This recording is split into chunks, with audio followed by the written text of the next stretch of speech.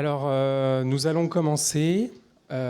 Premièrement, au nom du Club Jeune, je vous demande nos excuses pour le retard. Voilà. Donc, merci à tous d'être présents en cette fin de matinée. Je m'appelle Paul Jiménez, je fais partie de l'Institut des nanotechnologies de Lyon, je suis doctorant en 3e année.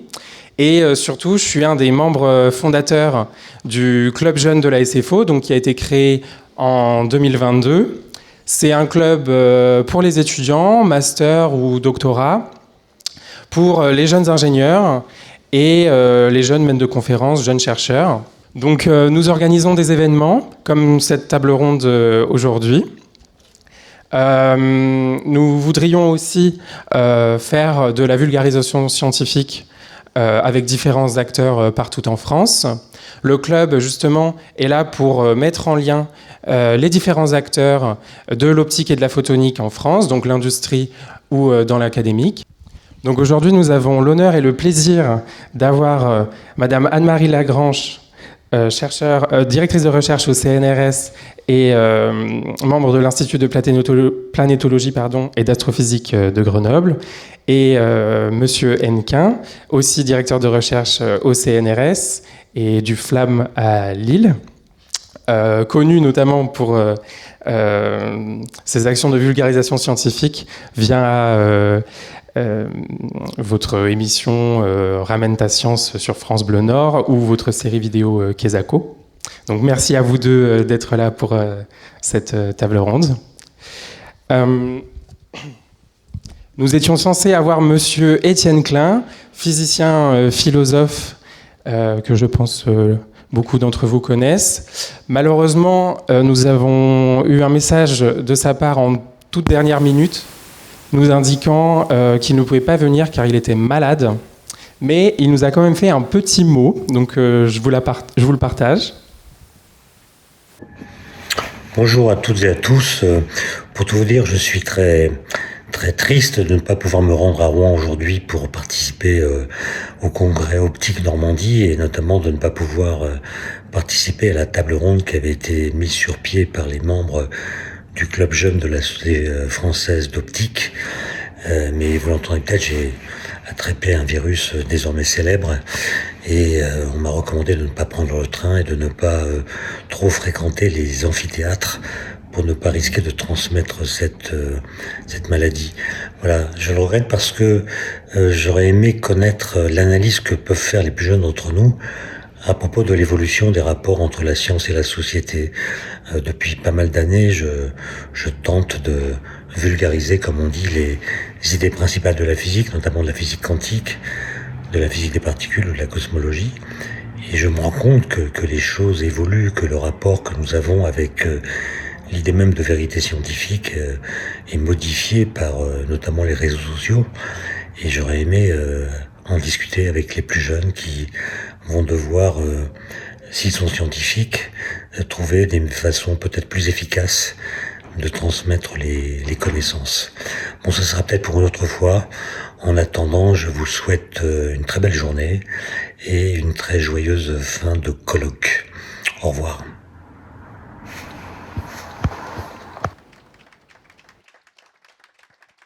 Donc nous sommes aussi tristes de ne pas l'avoir avec nous aujourd'hui. Nous le remercions pour son message et espérons effectivement pouvoir travailler avec lui pour un futur événement.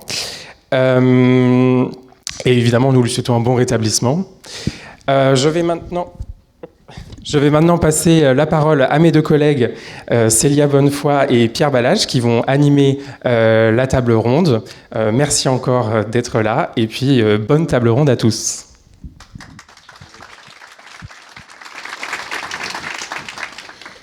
Donc nous sommes ravis de vous recevoir du coup au sein de cette table ronde. Le thème science et société donc a suscité un grand intérêt et de nombreuses questions nous ont été posées sur le sujet. Et je vais laisser donc mon collègue Pierre vous poser la première question. Je te remercie. Alors, je propose qu'on commence directement dans le vif du sujet, puisque les gens attendent depuis un certain temps. Donc, on va commencer direct. La toute première question qu'on a eu envie de vous poser, c'est est-ce que vous êtes satisfait de la place qu'occupent les sciences dans le débat public ? Alors, je propose que Monsieur Hennequin commence. Ça laissera l'occasion à Madame Lagrange de reposer ses cordes vocales. Non. Merci. D'autres questions ? En fait, le rapport des Français à la science est assez ambigu et il n'est pas le même dans tous les niveaux de la société. Et c'est assez surprenant de voir que les enquêtes, par exemple, qui sont faites, les enquêtes et même les études qui sont faites régulièrement montrent qu'il y a une demande des Français vis-à-vis de la science. Il y a une enquête qui vient de paraître là, au mois de mars de l'Arcom qui montre que les Français sont friands d'informations d'une façon générale. Je crois que c'est 94 ou 95% des Français qui s'informent vraiment. Qui d'ailleurs s'informent, alors tout Français confondu, reste en tête les médias traditionnels, télévision, radio, etc. J'étais assez surpris de voir ça, mais c'est en grand vrai. Ce qui est intéressant, c'est sur quoi ils s'informent en fait. Et là, en gros, il y a 3 blocs. En fait, il y en a 4, mais il y a 3 blocs. Il y a un bloc pour 70% à peu près qui s'informe donc sur. Alors en premier, c'est santé, médecine, etc. En deuxième, c'est environnement, climat, et là on retrouve nos thématiques, on retrouve des sciences un peu dures. Dans le même bloc, on trouve la culture, on trouve les problèmes de société. Ensuite, le bloc en dessous, il est pas beaucoup plus bas, il est à 60%. Il est constitué d'un seul item, c'est les sciences. Et après, aux alentours de 50%, on trouve les autres thématiques habituelles, comme la politique, le sport, enfin toutes ces choses-là. Et puis je vous disais, il y a un 4e bloc qui est beaucoup plus bas, à 20% ou 25%, et en gros c'est tout le système, les stars, ces choses-là, quoi. Voilà. Donc à travers ça on voit finalement que la science c'est pas que les Français se désintéressent pas à la science. Et il y avait eu une autre enquête qui avait été faite, qui est un peu plus vieille, qui doit avoir 2 ans, à qui, à travers l'enquête, on demandait aux Français s'ils trouvaient qu'ils étaient suffisamment informés. En gros, on leur demandait d'auto-évaluer leur culture scientifique. Et c'était une enquête européenne. C'était vachement intéressant. Et les Français arrivaient en dernière position. Et il y avait, je crois, 20% des Français qui considéraient qu'ils avaient une culture scientifique suffisante. Mais il y avait 60-70% qui ne trouvaient pas l'information, qui voulaient acquérir une culture plus importante, parce que globalement l'image, et ça c'est toujours surprenant, parce que j'ai l'impression que c'est un a priori qu'on a, nous, l'image des sciences est plutôt bonne. La confiance dans les scientifiques, elle est plutôt bonne. Je crois que 85% des Français, il y a plein d'enquêtes. Là, c'est tous les ans, il y en a deux qui sortent. Je crois que c'est 85% des Français qui ont plutôt confiance dans les scientifiques. Alors, on peut voir les 15% qui n'ont pas confiance, mais il faut surtout comparer aux autres classes. Je vous dis pas le pourcentage de gens qui ont confiance dans les politiques, par exemple. C'est nettement moins. Donc, de ce point de vue-là, les scientifiques se situent plutôt bien. Et ça, j'ai l'impression que ça s'est encore renforcé après les années Covid. Donc, ça, c'est plutôt pas mal aussi. Là je parle de la population française dans son ensemble. Par contre, c'est vrai qu'il faut bien voir que la science est absente du débat public. Justement, le public se plaint de ne pas trouver les informations, qu'il n'y ait pas assez de science à la télévision, etc. Et ça, c'est une toute petite classe, finalement, de la population française. Ce sont les décideurs, les politiques, une certaine partie de la presse. Alors, moi, j'ai tendance à vraiment différencier les journalistes scientifiques, la presse scientifique, mais qui est minoritaire, en fait, par rapport à l'ensemble de la presse. Bien que là aussi, les choses ont énormément évolué avec le Covid. Je vais juste vous donner un chiffre. On avait fait une journée Sciences et Médias. BFM TV, en 2020, avait 0 journaliste scientifique. Ils en ont embauché 10 en 2020. Parce qu'ils se sont rendus compte que finalement la science était un petit peu importante quand même pour parler du Covid. Donc les choses évoluent. Mais bon, on voit bien que cette information, enfin que l'information scientifique diffuse pas en fait, tout simplement. Et ça, je pense que c'est vraiment dû aux décideurs en fait, aux élites, où pour l'instant il n'y a pas cette culture.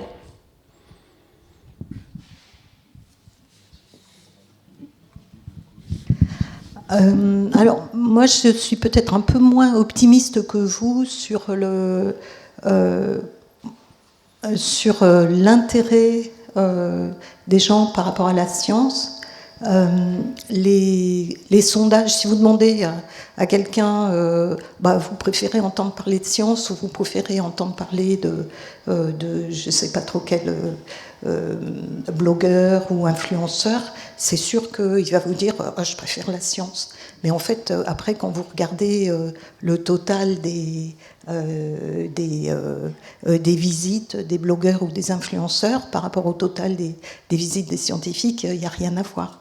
Donc il y a quand même, je me demande s'il n'y a pas un petit biais dans la façon dont les gens répondent aux sondages. Enfin, voilà. Et je pense aussi que, en termes d'intérêt, je pense qu'il y a des gens qui sont intéressés par la science, mais c'est vraiment pas une grande partie, et qu'on ne va pas assez vers eux. Parce qu'en effet, après, quand on va faire des conférences dans des endroits ou dans des villages ou des endroits où les gens n'ont pas l'habitude d'avoir des conférences, ceux qui viennent ressortent super contents. Mais il faut vraiment faire la démarche d'aller vers eux. Là où je vous rejoins totalement, c'est sur le désintérêt des politiques sur la science. Ça, c'est vraiment très spécifique à la France aussi. Sur le désintérêt globalement des journalistes de la presse traditionnelle, enfin de la presse non scientifique, non spécialisée par rapport à la science. Moi, je le vis au quotidien. Quand on sort une press release, un résultat scientifique, on est appelé par des journalistes du New York Times, du Times, de tout ce que vous voulez, des pays étrangers, et les journalistes des journaux français en général reprennent les dépêches de l'AFP et ne vont pas appeler. Je sais très bien si BFM TV a recruté 10 journalistes, mais s'ils sont tous spécialistes du Covid, ça va pas faire changer l'ensemble de la science.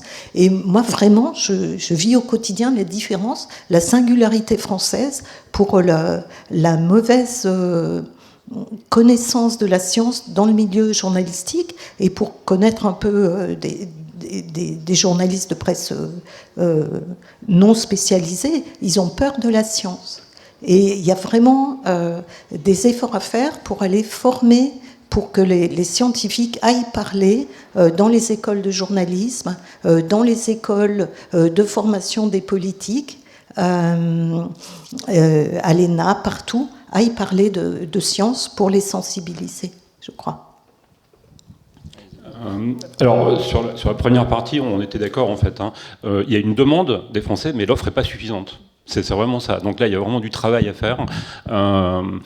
Les choses bougent un peu au niveau des institutions, parce que jusqu'à une époque relativement récente, c'était pas si bien vu que ça d'aller faire de la vulgarisation je parle de scientifiques, donc de chercheurs.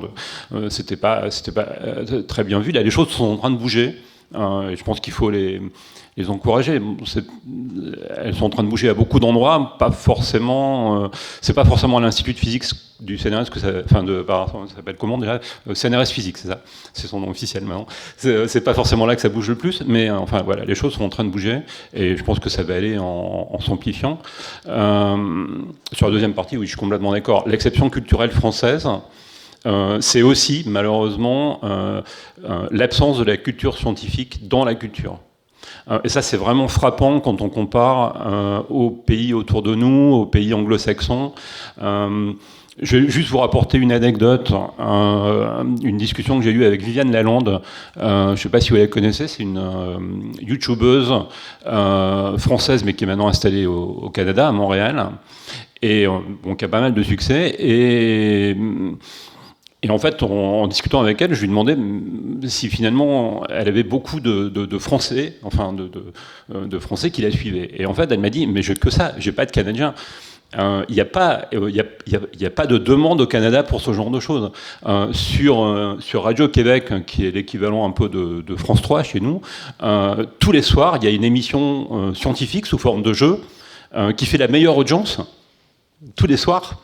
La science est là, elle est omniprésente. Il n'y a pas besoin de faire une chaîne YouTube. Il n'y a pas de demande pour faire une chaîne YouTube. Donc elle a pas, et personne ne la suit au Canada, mais c'est pas parce qu'elle est française. Il n'y a pas d'autre chaîne YouTube de science au Canada, quoi. Voilà, ça c'est un premier exemple. Et puis des exemples, on pourrait en prendre plein. Ce qui est frappant toujours en France, c'est aux États-Unis, vous entrez au musée des sciences américaines, American History Museum à Washington. La première chose que vous voyez, c'est des techniques. En France, dans les musées d'histoire, on ne vous parle jamais de technique, on ne vous parle jamais de science, et pourtant la science et la technique, il y a eu.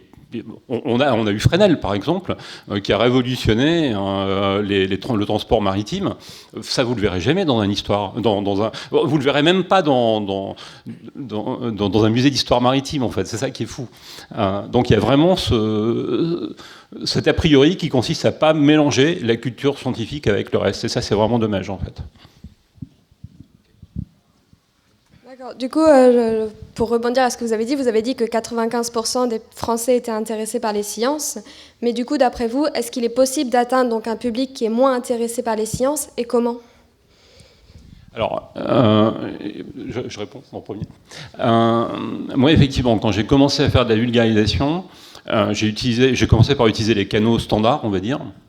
Et je me suis rendu compte que, en gros, un canal standard, c'est organiser un village des sciences, par exemple, comme on fait maintenant régulièrement avec la fête de la science. Et puis je me suis rendu compte au bout de 3 ans que c'était toujours les mêmes têtes qu'on voyait.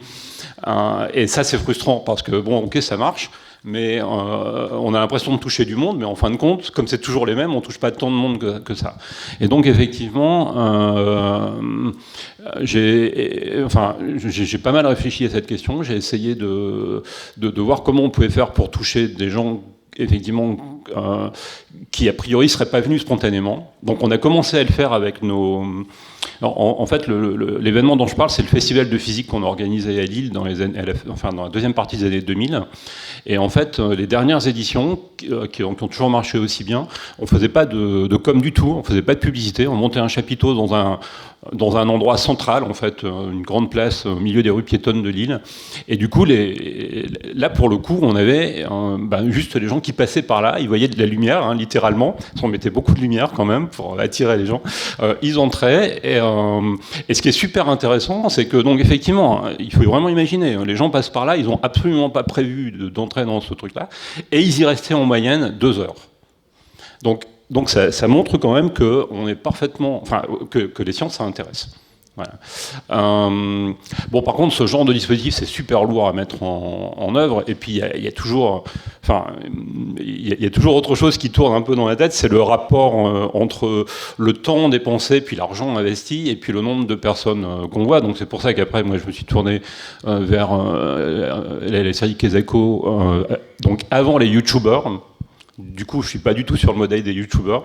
En fait, la série a commencé en 2010 et le phénomène des youtubeurs c'est 2013. Hein, vous voyez, donc j'étais un peu avant. Et donc quand les youtubeurs sont arrivés, d'ailleurs, on s'est interrogé pour savoir s'il fallait changer de modèle. En fait, par rapport à ce que nous, scientifiques, on est capable de proposer par rapport à des youtubeurs, c'est que a priori, on nous fait confiance. Et alors la série Kezako, elle est sur YouTube, hein, elle a des millions de vues sur YouTube, mais en fait c'est pas le plus important, parce que sur YouTube finalement vous touchez, enfin d'une part vous savez pas qui vous touchez, vous savez pas si ce sont des gens qui viennent là par hasard ou pas, et puis surtout quand vous regardez les stats, les gens regardent les vidéos, donc c'est des vidéos qui durent entre 3 et 6 minutes, il y en a déjà la moitié qui partent au bout de 30 secondes, quoi. Donc c'est pas vraiment le but recherché. Par contre, le fait que tout ça s'appuie sur une université, donc UNICEF, l'Université des sciences en ligne, qu'il y ait donc un scientifique comme auteur, etc., ça donne, ça permet en fait de le diffuser selon plein d'autres canaux. Et donc, Kezako, ça a été diffusé par Le Monde Numérique. Tous les épisodes ont été diffusés par Le Monde Numérique, enfin par le complément numérique du Monde du Week-end. C'est diffusé sur France Télévisions. C'est diffusé sur plein d'autres chaînes en fait, un peu partout dans le monde francophone. Vous le trouvez, c'est énormément diffusé aussi dans le milieu scolaire. Pour la petite histoire, c'est intégré dans le dispositif Parcoursup. Donc quand vous suivez Parcoursup, quand vous suivez le dispositif, il y a un moment où l'élève doit faire une auto-évaluation. Il est fait à travers des Kezako en fait. Et puis c'est beaucoup utilisé aussi par les musées. Je me souviens donc Kezako est diffusé en comment ça s'appelle, en licence Creative Commons. Donc les gens l'utilisent pas forcément en me le disant en fait, et c'est toujours agréable. Bon, par exemple, je visitais le musée des Beaux-Arts il y a 6 ou 7 ans. Je visite le musée des Beaux-Arts de Montréal, et le musée des Beaux-Arts de Montréal utilise une des vidéos Kezako. C'était une exposition sur Pompéi, et ils utilisaient une des vidéos Kezako pour expliquer le fonctionnement des volcans. C'est toujours agréable de voir que voilà, c'est vraiment utilisé partout. Et puis par contre, ce que je cherchais vraiment, enfin moi je cherchais vraiment à aller encore plus loin. Et donc quand on m'a proposé de faire cette chronique sur France Bleu Nord, là c'est génial. Vous entrez chez les gens qui vous demandent rien. Vous touchez un public qui évidemment n'est pas du tout captif. À la limite, peut-être que je les emmerde, d'ailleurs, j'en sais rien, mais en tout cas, je rentre chez eux tous les dimanches, entre 150 000 et 300 000 auditeurs. C'est quand même pas mal. Et là, on a vraiment l'impression de toucher des personnes qui n'auraient pas écouté de la science spontanément, en tout cas. Alors maintenant, je me souviens plus de la question. La question, c'est comment atteindre un public qui est peu intéressé par les sciences.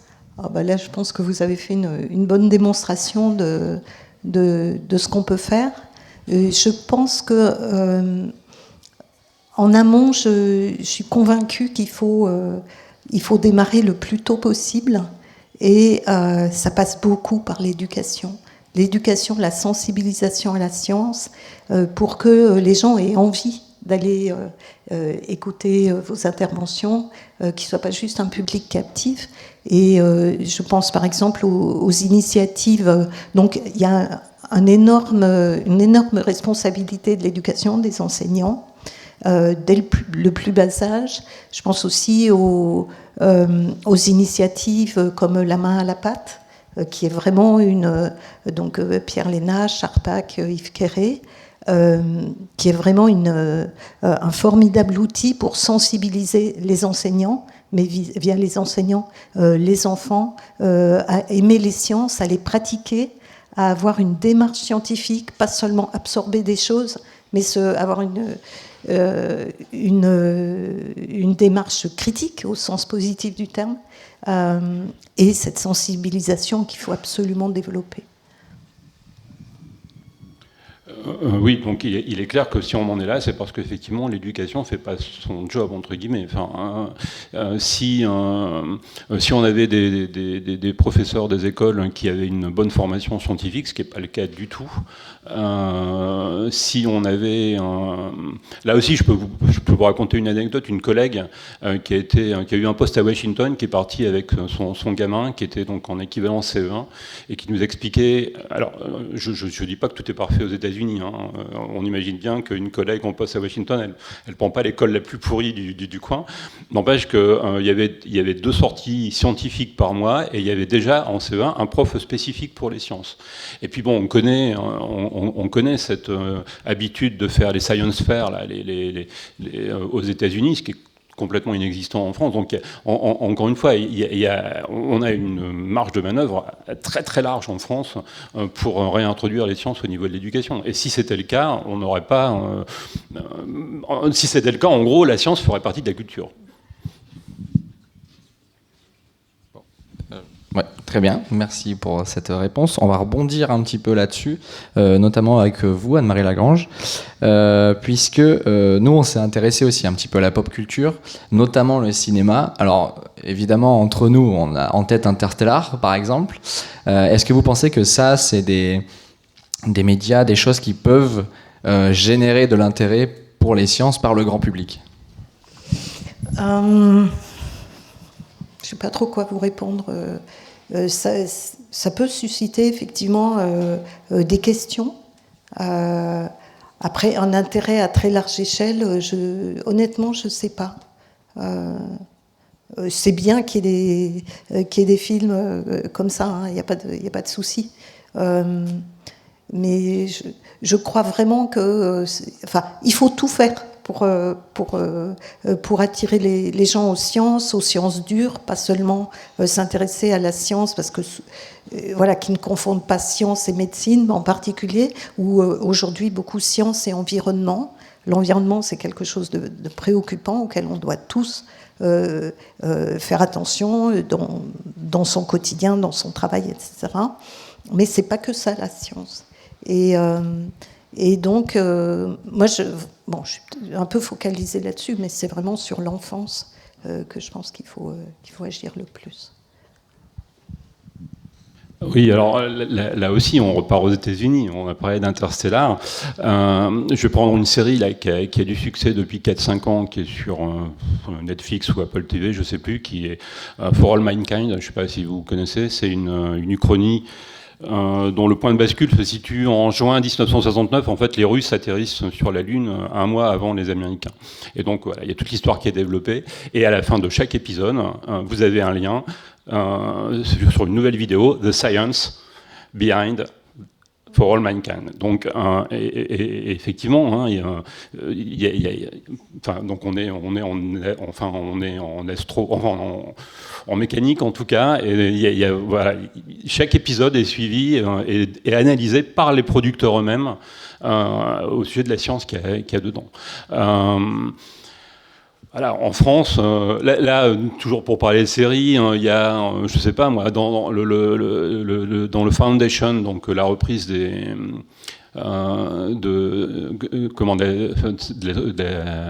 sais plus si c'est une trilogie d'ailleurs, d'Isaac Asimov, c'est pareil, on parle d'intrication quantique, on parle l'objet là qui est créé, je sais plus comment ça s'appelle, mais c'est un objet qui est intriqué avec une copie de lui-même. Dans une autre série à succès là, de cette année, Le problème à trois corps, dont on a beaucoup parlé, c'est pareil, il parle d'intrication quantique dedans. Dans le problème à trois corps, je suis pas sûr qu'il y ait une analyse scientifique derrière.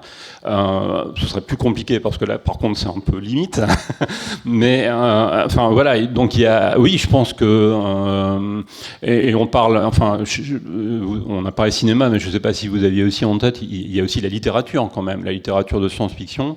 Je pense à des auteurs comme Greg Egan qui sont pas forcément super connus en France, mais où il y a vraiment, donc c'est toujours la mécanique quantique et c'est vraiment solide quoi. Si vous connaissez pas Greg Egan et que vous avez envie de vous amuser, il y a une page qui s'appelle gregegan.net ou un truc comme ça, et vous pouvez jouer au football quantique avec des fonctions de ronde. C'est super marrant. Je vous conseille d'y aller. C'est super marrant, mais c'est un peu casse-tête quand même, mais c'est super marrant. Voilà. En France, ça n'existe pas tout ça. Donc merci pour votre réponse. Donc on sait aujourd'hui qu'il y a plusieurs façons de s'intéresser à la science. On retrouve des vidéos sur YouTube, à la télé, dans les livres. Mais comment est-ce qu'on peut démêler donc les informations qui sont vraies de celles qui sont fausses? Et quels canaux est-ce que vous privilégieriez-vous pour s'y informer? Alors oui, donc démêler le vrai du faux. Je pense qu'il faut qu'il y ait beaucoup plus de phases de fact-checking. Il faut vraiment développer ça, et avec des alertes, etc. Internet peut diffuser plein d'informations. Il y a plein de sites super bien, mais il y a aussi des sites super mauvais. Donc il faut faire du fact-checking, peut-être réguler un petit peu plus, pourquoi pas. Voilà, en gros, il faut s'adapter aux moyens disponibles, les utiliser au maximum, mais pas faire n'importe quoi et ne pas laisser les gens dire n'importe quoi. Moi, ça me choque terriblement d'entendre des informations scientifiques fausses de gens qui ont entendu ça et qui répètent, et comme c'est dit sur un écran, ben c'est vrai. Et c'est très difficile, hein. J'ai bien conscience que c'est difficile de faire ces vérifications, etc., et de les diffuser, mais il faut passer par là, je crois. Oui, alors complètement. C'est vrai qu'il y a des choses qui sont réfléchies, hein. Par exemple, les Français les mieux informés du point de vue scientifique, ce sont les adeptes de théorie du complot. Donc ça fait un peu réfléchir. Il y a un truc qui est super important et dont on n'a pas encore parlé, c'est que la science, c'est pas seulement des connaissances, c'est surtout et avant tout une façon de penser, de raisonner, c'est une démarche. Et ça, c'est super important, et c'est peut-être une des principales choses qu'il faut transmettre, parce que si on a la démarche scientifique, quelque part, on a aussi l'esprit critique. On a bien l'idée qu'il faut se fier à des références, enfin qu'il faut aller, qu'il faut voir d'où viennent les informations, qui sont pas de première main, et donc finalement, oui, former à la démarche scientifique, d'une façon générale, c'est peut-être là finalement qu'est la solution pour ce genre de choses.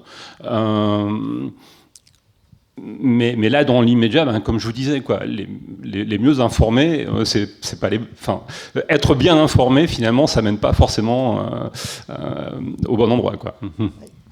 Peut-être il faudrait apprendre aux gens, et encore, je reviens toujours à l'enfance, à faire la différence entre, quand on dit la vérité, entre une vérité entre guillemets scientifique, qui est basée sur, comme vous dites, sur des faits, sur de l'expérimentation, sur de la critique, et les choses qui relèvent de la croyance, de l'assertion, et que les gens, quand ils entendent une information, ils se disent, d'où vient cette information ? Est-ce que c'est une vérité, entre guillemets, dans la limite des connaissances, certes, mais c'est quand même une vérité, ou c'est juste quelqu'un qui balance quelque chose comme ça parce qu'il a envie de le faire ? Et en fait, oui, tout à fait. Et il y a un autre point aussi, je pense, qui est important, et ça on s'en est rendu compte justement pendant les années Covid, c'est que parler de science c'est une chose, mais parler de la recherche et parler de la façon dont se fait la recherche.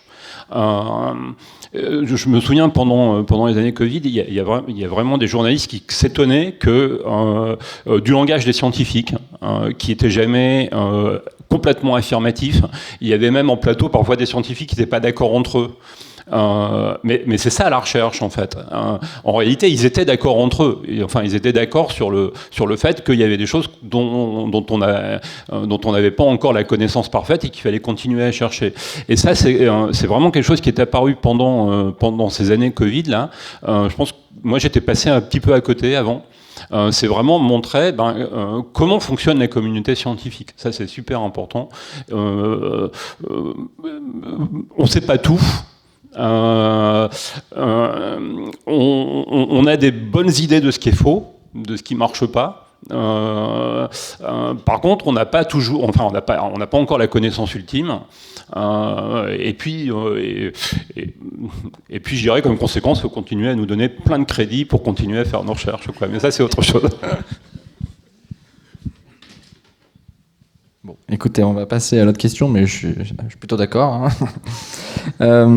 Alors, cette question, elle est un peu plus longue, un peu plus complexe. Est-ce que vous pensez qu'il faudrait plus de scientifiques littéraires et des sciences de manière générale moins cloisonnées ? On le voit même rien qu'à ce congrès, c'est le congrès de la Société française d'optique. En physique, on a tout un tas de domaines, on a tendance à un petit peu cloisonner. Est-ce que vous pensez qu'il faudrait travailler là-dessus, justement ? Moi, je pense qu'il faut les deux. Il faut que vous retrouviez les opticiens pour parler du cœur de votre connaissance, comment le faire progresser. C'est absolument indispensable. Décloisonner, oui, bien sûr. Vous avez même le droit de parler avec des astrophysiciens, de faire ou des chimistes. Et bien sûr, il faut décloisonner et faire pratiquer les interfaces de manière générale, et on voit très bien que les interfaces, par exemple, au CNRS ou dans le monde académique, sont difficiles à gérer. Les carrières sont plus difficiles, etc. Donc, ça montre que c'est pas facile de décloisonner, mais c'est très très bien de le faire. Plus de scientifiques littéraires, je sais pas trop ce que vous voulez dire. Du coup, ce serait plutôt en termes de communication, de la manière de communiquer des scientifiques. Oui, bon, on a beaucoup de progrès à faire. Moi, je sais que j'en ai beaucoup. Vous êtes beaucoup plus dedans que moi. Il faut trouver le bon endroit. On n'est pas non plus des journalistes, donc il faut trouver le bon curseur, la bonne place. Et je crois qu'il faut surtout de tout. Il faut qu'il y ait des gens qui aiment communiquer, qui fassent beaucoup de communication. Il y a des gens qui sont qui ont moins envie d'en faire. Pourquoi pas ? Je pense qu'il faut quand même en faire un minimum, mais il faut être tolérant là-dessus. Et je pense aussi qu'il faut on peut aussi se relayer. Enfin, je sais plus comment on dit en français, mais on peut aussi s'appuyer sur le système associatif. Alors, dans mon domaine, en astronomie, ça marche pas mal, en fait. Il y a des clubs d'astronomie, donc on peut transmettre comme ça, en saut, on peut transmettre aux gens par l'intermédiaire d'autres gens, et c'est très bien, parce que d'autant plus si plein de gens se saisissent et ont envie de communiquer, ça fait boule de neige, quoi.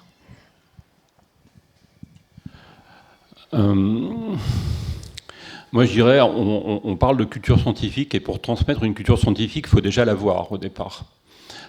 Et alors, je suis pas sûr de celui qui racontait, mais je crois que c'est Jean-Marc Lévy-Lelon, qui disait que le problème des scientifiques aujourd'hui, c'est qu'ils n'ont plus cette culture scientifique. C'est vrai qu'on est hyper spécialisé dans nos domaines, et ça c'est logique, c'est normal. Ça n'empêche pas d'avoir une culture scientifique par ailleurs. Ça ne devrait pas empêcher d'avoir une culture scientifique par ailleurs. Et moi, ce que j'observe depuis, donc moi, je suis pas au club jeune, donc ça fait un moment que je peux observer ça. Je vois bien comment ça évolue. Alors, je parlais de mon labo en particulier, mais je vois bien comment les choses ont évolué. Tout ce qui pouvait relever de la culture scientifique, c'est-à-dire de l'ouverture envers même les autres équipes du labo, et envers les autres labos du site, toutes ces choses-là, les séminaires communs, les conférences grand public, etc., ont disparu, ont eu tendance à disparaître au fil du temps. Et c'est pour ça qu'un congrès comme le congrès de la SFO, des congrès transdisciplinaires sont vachement importants, et notamment les conférences plénières. Voilà, moi je me suis régalé en écoutant la conférence plénière de ce matin sur un domaine qui n'est pas du tout le mien. Je voudrais avoir beaucoup plus d'opportunités en fait au cours de l'année de pouvoir faire ce genre de choses. Donc sur la deuxième partie, les sciences moins cloisonnées, les sciences sont par nature, enfin la recherche est par nature cloisonnée, mais encore une fois, la science c'est pas seulement la recherche, et rien n'empêche d'avoir notre culture et de s'ouvrir sur les autres. Et puis surtout, c'est vraiment bénéfique pour le chercheur. Enfin, je veux dire, on peut vraiment aller glaner des idées ailleurs, et c'est vraiment vraiment bénéfique. Alors, sur scientifique littéraire, on s'exprime dans une langue. En l'occurrence, ici, on s'exprime en français, ce qui me permet de dire plein de choses que je n'oserais pas vous dire en anglais, en fait, l'air de rien. Je ne domine pas suffisamment l'anglais pour avoir toutes les nuances que je peux vous donner là en français. Bon, évidemment, on est dans un monde où on doit publier et interagir avec le monde entier, et il nous faut bien une langue commune. Et malheureusement, en physique et en optique en particulier, la langue n'est pas le français. Cette langue n'est pas le français. En soi, c'est pas gênant. Par contre, ce qui est important, effectivement, c'est que dès qu'on veut diffuser les connaissances et la démarche scientifique localement et dans son pays, et même vis-à-vis des collègues, c'est important de garder cet aspect. Alors là, je parle de littéraire, mais la langue, c'est la littérature, hein, et la littérature, c'est la langue. Donc moi, je pense que, et on a Étienne Guillon, donc, qui nous a quittés l'année dernière, qui défendait vraiment aussi ce principe. On a tous eu, je pense que beaucoup d'entre vous ont eu des difficultés à un moment ou un autre dans le cadre de leur recherche à trouver le mot français correspondant à un mot qu'ils utilisent tous les jours. Mais en fait, on l'a jamais rencontré en français. Donc moi j'ai eu ça au moment d'écrire ma thèse en français. Je me suis retrouvé confronté à des mots que j'ai dû traduire. J'ai dû créer des néologismes moi-même. Et c'est là que je me dis, mais c'est fou, quoi. Ça fait 3 ans que je travaille là-dessus et à aucun moment on l'a exprimé en français. C'est un peu étonnant. Et quelquefois, quand on traduit les termes anglais, et qu'on essaye de les franciser, hein, comme font toujours les Canadiens, par exemple, on découvre des facettes qu'on n'a absolument pas en fait intégrées au départ. Donc oui, je pense qu'on devrait être un peu plus littéraire qu'on ne l'est. Bon, après, ce serait beaucoup mieux que la littéraire soit beaucoup plus scientifique qu'ils ne le sont. Bon, on est d'accord là-dessus. Il y a de la place au club jeune, hein, il n'y a pas de problème. On n'a pas mis de limite d'âge, rien, donc vous pouvez nous joindre avec plaisir. Écoutez, on a encore des questions, bien sûr, on a toujours des questions, mais on va laisser la parole au public. Si vous avez des questions, c'est le moment, là, tout de suite, maintenant. Là. Vous avez suffisamment patienté. Ouais. Alors, soit vous... Ouais.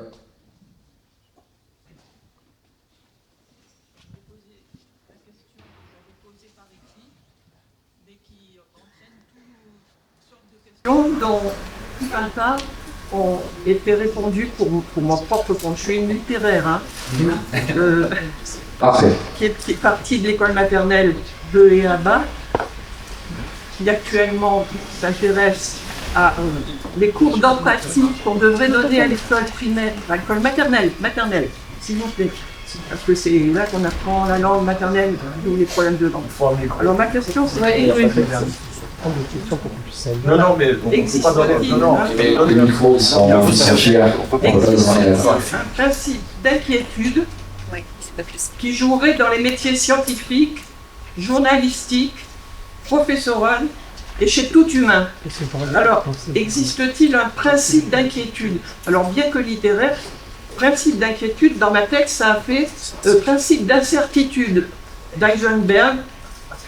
Bon, j'en dirai pas plus.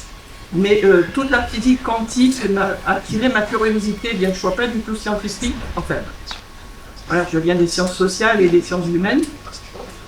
Et donc cette histoire de principe d'inquiétude, je l'ai vécue là, puis je m'arrêterai là, parce que je me suis dit, d'après ce que Étienne Klein a annoncé, qu'on a entendu, il s'adressait aux jeunes qui sont là.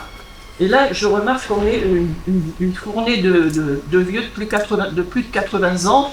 Je me suis demandé si j'allais être volotté par les jeunes ou si je pouvais monter comme les nains et les géants qui se montent sur le dos les uns et les autres pour faire progresser la science. Alors, voilà. Oui, tu voyais la question pour je me trouve dans la même situation que vous, je pense. J'étais très inquiète en venant là, à cause de tout ce qui se passe politiquement, de ce qui se passe pour venir de l'autre bout de Rouen à ici, avec une canne, etc. Donc l'inquiétude m'a fait lier ça à la physique quantique, le principe d'incertitude. Je me suis dit là, on est en plein principe d'incertitude sur différents paramètres politiques, sociaux, culturels, économiques, scolaires, éducatifs, etc. Alors ça, là, je m'y retrouve de par ma propre trajectoire. Et donc, j'étais très contente de venir. Et j'ai eu qu'une peur, c'est effectivement que ce soit annulé.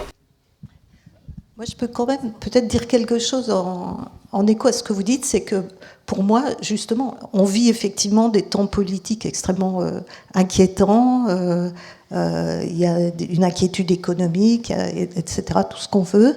La science, c'est vraiment un refuge extraordinaire pour moi, par exemple, personnellement. Et encore une fois, je crois qu'il faut qu'on fasse en sorte que ce le soit aussi pour le plus grand nombre. Et que ce soit... parce que la science, finalement, c'est quelque chose qui est là, qui est solide, et qui passera pas au gré d'une élection ou par rapport à autre chose.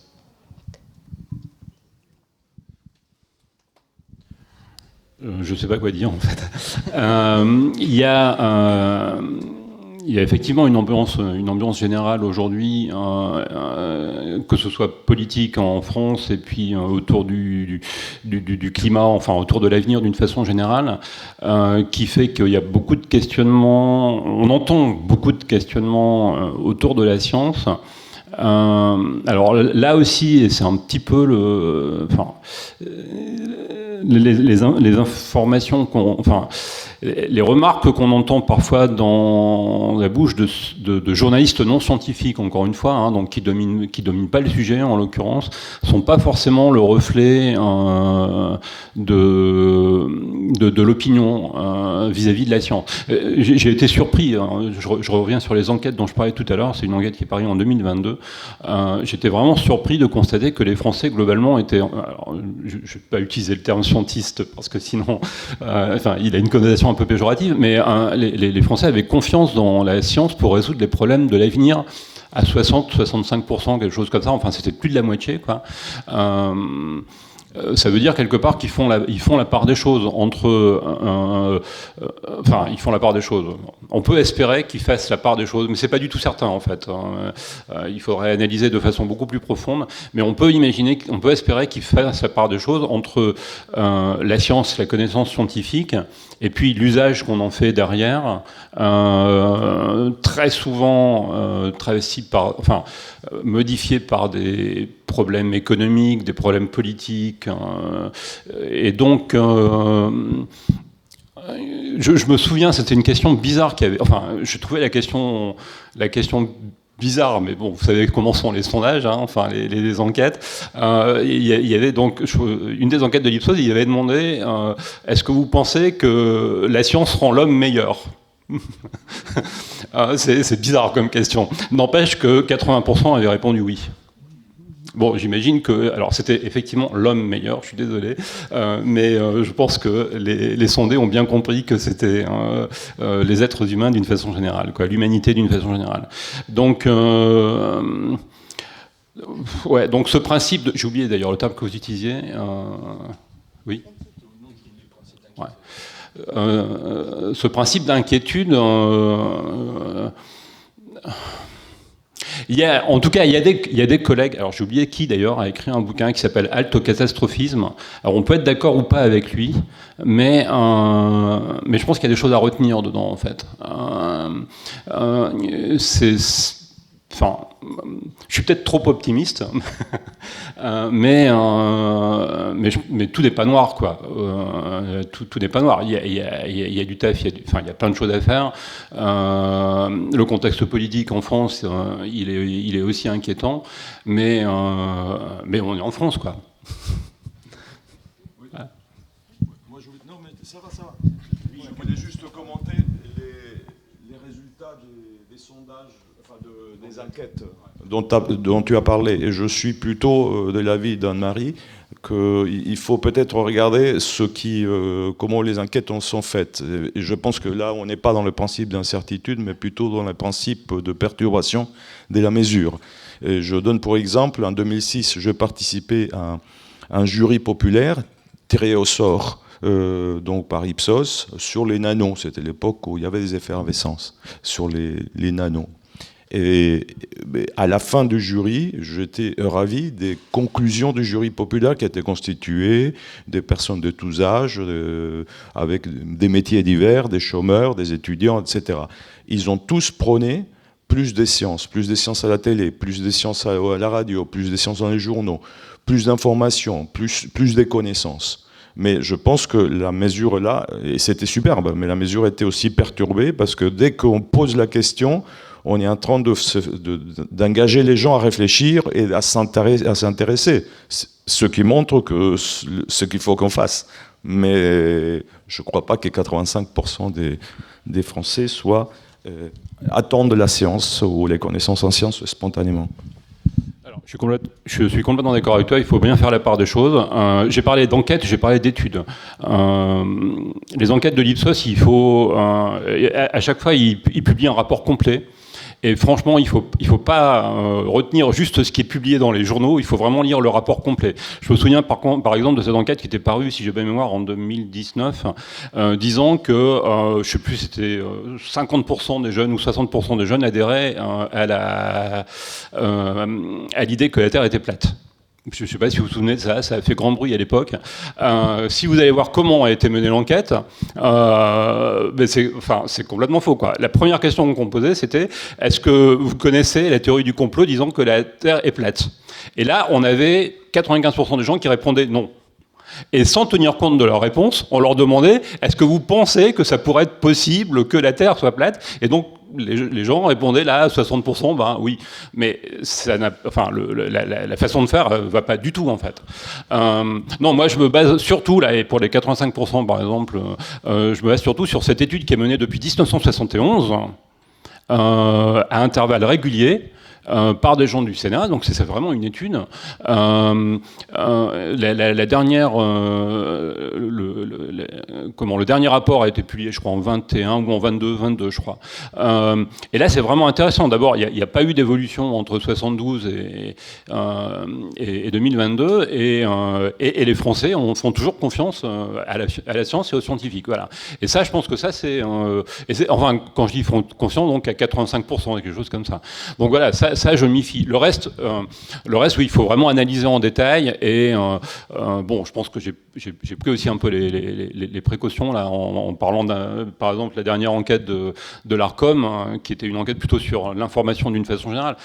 Voilà, effectivement, faut tirer les choses, mais faut retenir des choses, mais avec beaucoup de prudence.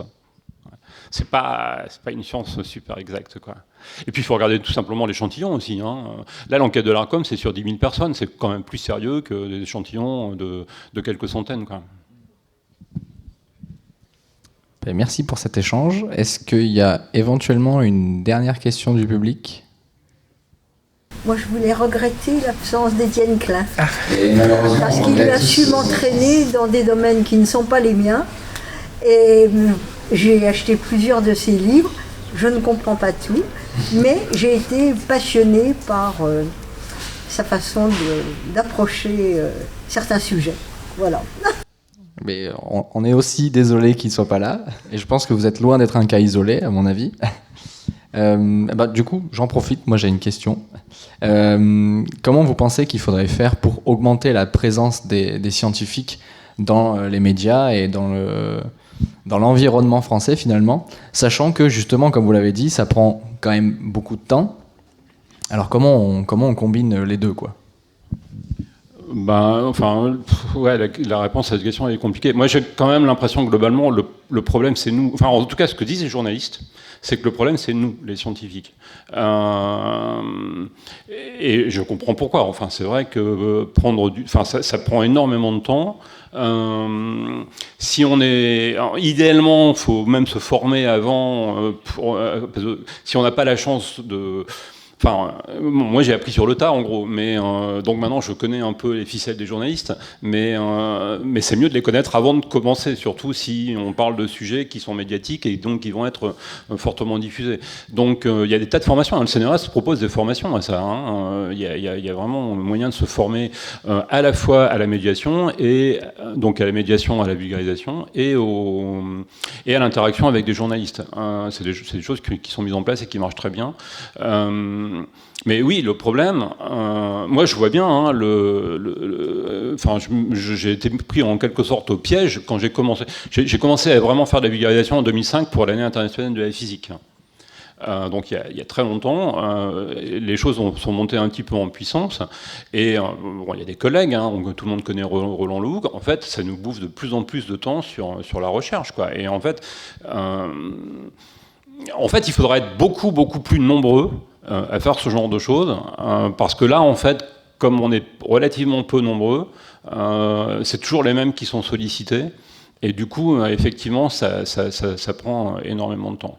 Comme je parle de l'année internationale de la physique, j'en profite pour... Mais je pense enfin, j'étais pas là malheureusement pendant toute la durée du congrès. L'année prochaine, c'est l'année internationale des sciences et technologies quantiques.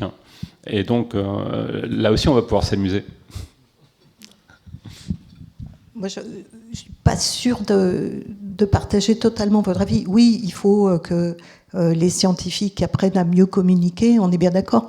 Mais je crois qu'il faut surtout que les journalistes s'intéressent aux sciences. Encore une fois, la science, les nouvelles scientifiques en France n'arrivent jamais à la une, n'arrivent jamais au début du journal télévisé. Elles arrivent après le sport, j'ai rien contre le sport, mais ça montre quand même la hiérarchisation des diverses disciplines. Et ça, encore une fois, aux États-Unis, on voit pas ça. Quand il y a un beau résultat, il fait la une du journal télévisé. En France, jamais. Et du coup, je pense qu'il faut vraiment, vraiment que les journalistes arrêtent d'avoir peur des sciences. Donc il faut aller vers eux, mais pas juste...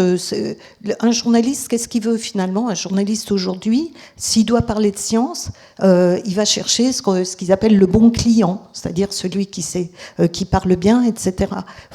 Je pense qu'il faut s'ouvrir un peu plus, et donc que les scientifiques apprennent à mieux parler, c'est sûr, mais que le journaliste s'ouvre aussi un petit peu plus, ne cherche pas la solution de facilité. Je vais vous paraître peut-être un peu dur, mais c'est un peu facile d'aller chercher toujours la même personne qui parle bien parce qu'on sait qu'elle passe bien, alors qu'il y a des tas de gens bien, des jeunes, qui peuvent aussi expliquer ce qu'ils font de manière brillante, de manière intéressée, de manière intéressante.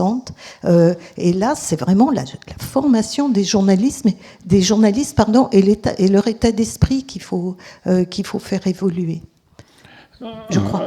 Oui, alors je pense que le problème, c'est vraiment pas les journalistes pour le coup. Les journalistes scientifiques, ce sont d'ailleurs pour la plupart, enfin pour plus de la moitié d'entre eux des scientifiques. Je parle pas des journalistes scientifiques, je parle de la presse en général.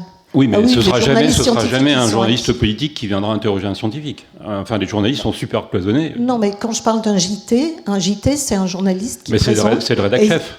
C'est pas le journaliste, justement, c'est le rédac-chef. C'est vraiment les décideurs, en fait. Ils ont décidé en conférence de rédaction, juste avant, où seraient les journalistes, où seraient comment seraient présentés les sujets. Et tant qu'il n'y aura pas dans la conférence de rédaction des journalistes qui lèveront la main en disant il faut parler des sciences et il faut en parler plus, on n'y arrivera pas. Il y a, mais on les jette. Mais vraiment, enfin, le nombre d'interviews qui sont pas passées finalement dans les journaux parce que le rédac-chef il a décidé que non. Oui, voilà, il faut les convaincre. Mais c'est les rédac-chefs, donc c'est vraiment. Enfin, c'est ce qu'on disait tout au début. On revient un peu tout au début. C'est les décideurs. Dans les décideurs, moi, je mets les rédac-chefs, les gens qui décident de l'information qui doit passer ou qui doit pas passer dans les journaux, enfin que ce soit télévisé ou radio, etc. Là, par exemple, soyons clairs, pour Ramène ta science sur France Bleu Nord, moi, je suis en contact direct avec le rédac-chef de France Bleu Nord. On s'entend très bien. Il y a eu un premier essai qui a été fait juste avant moi. La personne a sauté au bout de 6 mois, quoi. C'est vraiment les rédac-chefs qui décident. C'est pas les journalistes. Les journalistes, le nombre de pigistes qui écrivent des articles et qui finalement paraissent jamais, il y en a plein. Donc, et le problème, encore une fois, c'est que les décideurs, parce que les rédac-chefs, ils sont aussi passés par les grandes écoles type Sciences Po et ce genre de choses. Et là, la science, la science, encore une fois, la science fait pas partie de la culture. Quoi. C'est pas un truc à considérer. Quoi. Voilà. C'est vraiment ça, je pense. Et donc, ce qu'il faut, c'est vraiment faire comme Roland Lehoucq, par exemple, qui va enseigner la physique quantique à Sciences Po. Voilà, ça c'est très concret. Je ne sais pas si ça marche, mais en tout cas, c'est concret. Je pense que la quantique fait peur de manière générale, en fait, même aux physiciens. Ouais, mais ça, il faut que ça change absolument l'année prochaine, justement. Très bien, merci beaucoup pour vos réponses à nos questions. Écoutez, je pense qu'on va, juste avant de clôturer, on a une toute dernière question du Club Jeune. Humour mêlé d'inquiétude quand même. Est-ce que vous pensez qu'on peut être heureux en sciences ? Oui. Et vous ? Moi, je vois pas comment on peut être malheureux en sciences. Bon, nous voilà rassurés alors. Là, on n'en a pas beaucoup parlé, mais j'y pensais justement d'ailleurs en regardant ta conférence. La science, c'est quand même le rêve. Et le rêve, normalement, c'est du bonheur quand même. Voilà. On a un public de convaincus quand même, hein, mais c'est bien de l'entendre quand même. Je repasse la parole à Paul, du coup. Nous allons donc clôturer cette table ronde. Merci beaucoup pour la super discussion. J'ai beaucoup aimé cette réflexion sur... en fait, la science ne fait pas partie de la culture française. C'est quelque chose que je n'avais pas du tout en tête. C'est super intéressant. Moi qui m'intéresse pour le coup pas mal à la vulgarisation, ce genre de trucs, je vais essayer de le garder en tête. Merci encore pour votre présence. On va maintenant passer à la remise de prix Arluf Françon. Je vais donc vous inviter à nous rejoindre ici. Merci encore pour votre présence et pour la super discussion. Venez, on va vous asseoir là.